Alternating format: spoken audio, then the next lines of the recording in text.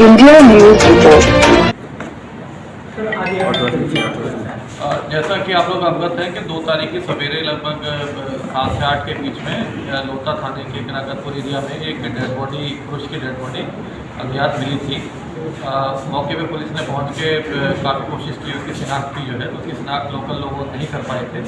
Police के द्वारा उसका प्रचार प्रसार भी किया गया, तो उसी के माध्यम से लगभग 3 दिन बाद उसकी बॉडी को ढूंढते हुए उसकी पत्नी वो लोता थाने पे आई। उसके द्वारा बताया गया कि इसका ये संतोष तिवारी नाम का व्यक्ति है, जो कि रामनगर थाना क्षेत्र में गार्ड की नौकरी करता था। फिर जानकारी जुटाने के बाद इसका ये पता चला कि गार्ड की नौकरी जिस कंपनी के माध्यम से करता था, उस कंपनी में 1 तारीख को ये अपनी तनख्वाह लेने गया था। इस काम भी छोड़ रहा था वहाँ से, तो इसने वहाँ से लगभग 6,500 रुपये अपनी अंतिम तनख्वाह ली थी। साथ ही साथ की पत्नी और स्थानीय लोगों ने बताया कि ये शराब पीने का काफ़ी आदी था। तो जो हम लोग काफ़ी दिन से उसको कनेक्ट भी कर रहे थे, तो जो सोहनिया क्षेत्र, लोता क्षेत्र में कई शराब की दुकानों पे, अन्य दुकानों से इसकी CCTV फुटेज मिली थी, लेकिन कोई इसकी शिनाख्त नहीं कर पा रहा था, क्योंकि लोकल ये आदमी नहीं रहे, भरोसा नहीं होता था। तो उसी के आधार पर जब चीज़ों को कनेक्ट किया गया तो निकल के ये आया कि ये उसी दिन राजा तालाब के ब्रिज के पास में भदोही जाने के लिए खड़ा था। तो वहीं 3 ऑटो लड़के ऑटो में बैठ के, एक ऑटो चालक था, उसके 2 दोस्त थे, जो कि हीरोइन और इस तरह के मादक द्रव्यों का जो नशा करते हैं उस तरह के लड़के हैं। उस लड़के को अपने ऑटो में बिठा लिया गया था कि हम लोग उसमें छोड़ देंगे, और उन्हीं के द्वारा, क्योंकि इसकी जेब में लगभग 6,500-7 हज़ार रुपया था और शराब भी पिया हुआ था, और वो लड़के भी नशे में थे। तो इसका मोबाइल और पैसा छीनने के उद्देश्य से इन लोगों ने इसको इसकी पहले तो इसके साथ मार पिटाई करी थोड़ी, और फिर उसको गले में उसके गमछा डाल के उसको स्ट्रैंगुलेट करने की कोशिश करी।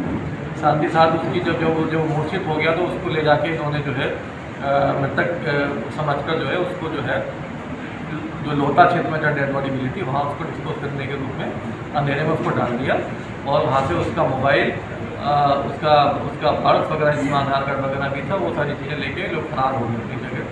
और उनको ये लग रहा था कि भाई ये हम लोग सारा सामान ले जाएंगे, बाहर का आदमी आइडेंटिटी नहीं हो पाएगी, तो इसी तरह रह जाएगा। लेकिन इसका आज सफल अनावरण हुआ है। इसमें हमारे क्राइम ब्रांच और थाना लोता की भूमिका रही है। उनकी भूमिका के लिए उनको हम लोग 25,000 रुपये का इनाम भी हम लोग घोषित कर रहे हैं एक सफल अनावरण करने के लिए।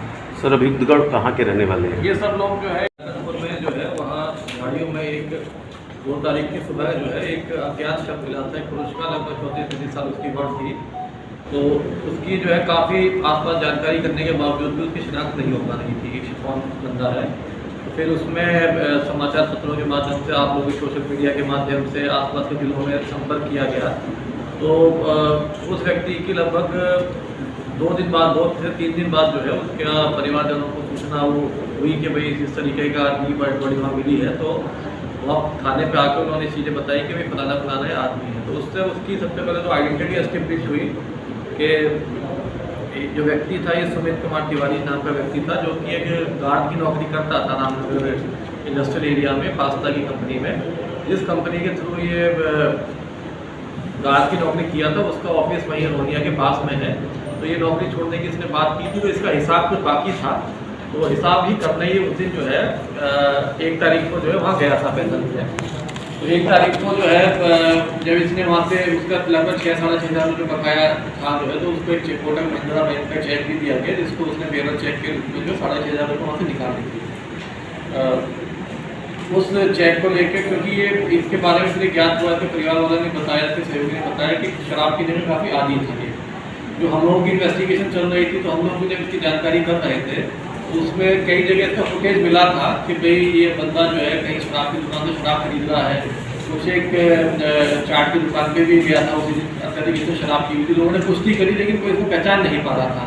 तो जब इसको चीज़ों को मिलाया गया, उसकी टाइमिंग मिलाई गई, तो उसका फिर मोबाइल नंबर पता चला। मोबाइल नंबर तो उसमें देखा गया कि मोबाइल नंबर अंतिम में कहाँ चला था। तो अंतिम जो मोबाइल था लगभग 5-5:30 बजे के करीब इसका मोबाइल बंद आता था। जब लोकेशन पे पता चला तो फिर धीरे उसके मोबाइल को टेस्ट किया गया। स्थानीय सूचना भी, अभिसूचना भी, इससे भी जानकारी हुई कि व्यक्ति को लगभग 5 बजे के करीब राजा तालाब की तरफ जाते हुए देखा गया था ब्रिज के बाद, क्योंकि भदोही का रहने वाला था। तो उससे ये लगा कि शायद ये अपने घर वापस जा रहा था। तो उसी सर्विलेंस के थ्रू जब इसका मोबाइल के थ्रू जब हम लोग को आइडिया हुआ तो उसमें निकल के ये आया कि उसके ब्रिज के पास खड़ा हुआ था, वहाँ एक ऑटो में 3 लड़के जो है ऑटो चलाने वाले थे, उसके 2 सहयोगी थे। तो वो उस रास्ते में जा रहे थे, तो इसने हाथ देकर उनको रोका कि भाई आप कहाँ जा रहे हैं। तो उसने कहा कि हम मुझे भदोही तरफ जाना है। तो ये भी उनके साथ उसमें बैठ गए, क्योंकि वो सवारी जैसे लेते हैं।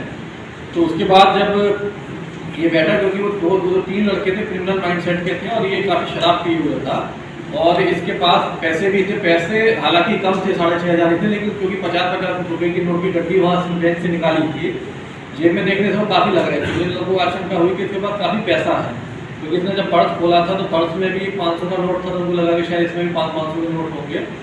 तो उससे बात हुई कि भाई आप हम लोगों को मुझे भदोही तक छोड़ दीजिए। उन्होंने कहा कि हमें भी शराब पिला दीजिए। तो उसने कहा कि ठीक है मैं तुम्हें पिला दूँगा, भदोही तक मुझे छोड़ दीजिए। लेकिन इस बीच में इनके मन में लालच जाग गया और उसका ये पैसा वगैरह छीनने लगे।